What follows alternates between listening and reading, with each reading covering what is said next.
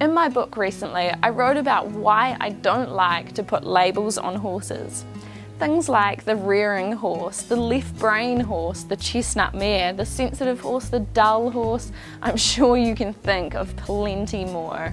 After listening to a talk on knowing is the enemy of learning by a really cool guy called Thom Chi, the Google genius, I thought I had better share a few more thoughts about this subject.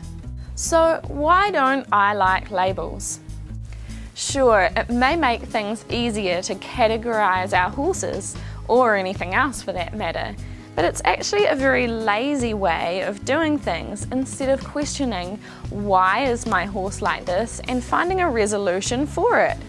Now before you get upset and think I've just labelled you as lazy, I'm not. It's simply how the human brain works.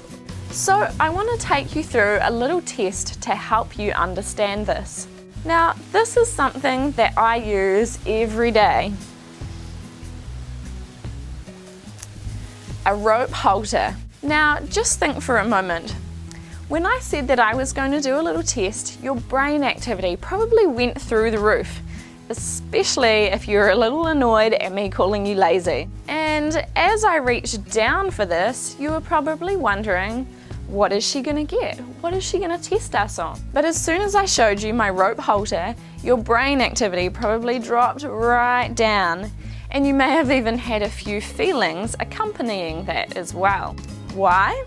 Because we put a label on it.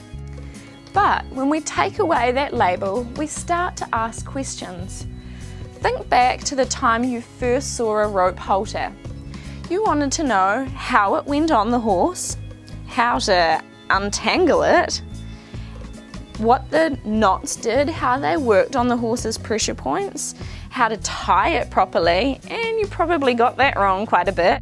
And if you've never thought about these things, then you are the perfect example of why we can't rely on just putting a label on things, or someone for that matter. We can't exactly take away those labels, but what we can do is we can start to become more aware of when we put a label on something. Begin to question yourself, ask yourself, am I just labeling this and limiting my potential for growth? Treat that chestnut mare like this rope halter the first time you saw it.